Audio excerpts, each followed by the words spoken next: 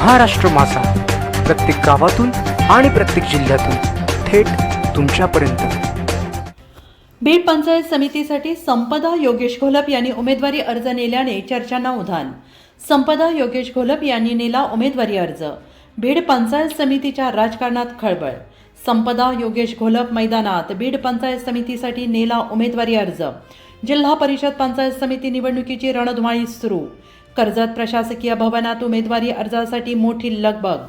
जिल्हा परिषद आणि पंचायत समिती निवडणुकांचे बिगुल वाजलेले असून उमेदवारी अर्ज दाखल करण्याची प्रक्रिया 16 ते 21 तारखेपर्यंत सुरू आहे। या पार्श्वभूमीवर कर्जत तालुक्यातील राजकीय वातावरण तापलेलं असून उमेदवार आणि त्यांच्या समर्थकांची प्रशासकीय भवनात मोठी वर्दळ दिसून येते आहे। कर्जत तालुक्यातील जिल्हा परिषदेचे 6 गट आणि पंचायत समितीचे 12 गण यासाठी इच्छुक उमेदवारांकडून उमेदवारी अर्ज दाखल करण्याची लगबग सुरू आहे। आणि याच दरम्यान सोमवार दिनांक 19 रोजी शिवसेना उद्धव बाळासाहेब ठाकरे पक्षाचे पदाधिकारी योगेश घोलप यांनी बीड पंचायत समितीच्या सर्वसाधारण महिला राखीव गणातून आपल्या पत्नी सौ संपदा योगेश घोलप यांच्या नावाने उमेदवारी अर्ज नेल्याने राजकीय वर्तुळात चर्चेला उधाण आलेला आहे।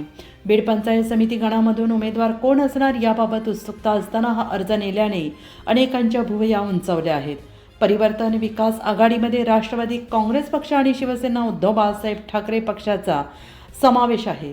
सौ संपदा योगेश घोलप यांच्या उमेदवारीबाबत योगेश घोलप यांच्याशी संपर्क साधला असता त्यांनी म्हटलं आहे की परिवर्तन विकास आघाडीचे नेते सुधाकर घारे आणि नितीन सावंत जो निर्णय घेतील तो आम्हाला मान्य असेल। सध्या अंतिम निर्णय आघाडीच्या नेत्यांवर सोपवण्यात आलेला आहे।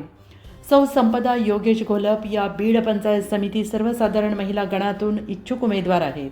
योगेश घोलप हे गेली 10 वर्ष शिवसेनेत सक्रिय असून युवा सेनेचे कर्जत खालापूर विधानसभा समन्वयक म्हणून कार्यरत आहेत। दांडगा जनसंपर्क, मैत्रीपूर्ण संबंध आणि नातेवाईकांचा मोठा गोतावळा ही त्यांची राजकीय ताकद मानली जाते। शिवसेना 2 गटात विभागल्यानंतर योगेश घोलप हे उपजिल्हा प्रमुख नितीन सावंत यांच्यासोबत ठामपणे उभे राहिले असून ठाकरे गटात सक्रिय आहेत। त्यांच्या कुटुंबियांनी यापूर्वी ग्रामपंचायत खांडपे येथे सदस्यपदाच्या माध्यमातून कारभार पाहिलेला आहे। आगामी निवडणुकांच्या पार्श्वभूमीवर कर्जत तालुक्यातील राजकीय हालचालींना वेग आलेला असून पुढील दिवसात उमेदवारी अधिक स्पष्ट होणार आहे। महाराष्ट्र माझासाठी जगदीश दगडे, रायगड, कर्जत। महाराष्ट्र माझाला सबस्क्राईब करा आणि बाजूचा बेल आयकॉन प्रेस करून मिळवा आपल्या परिसरातील ठळक आणि ताज्या घडामोडी।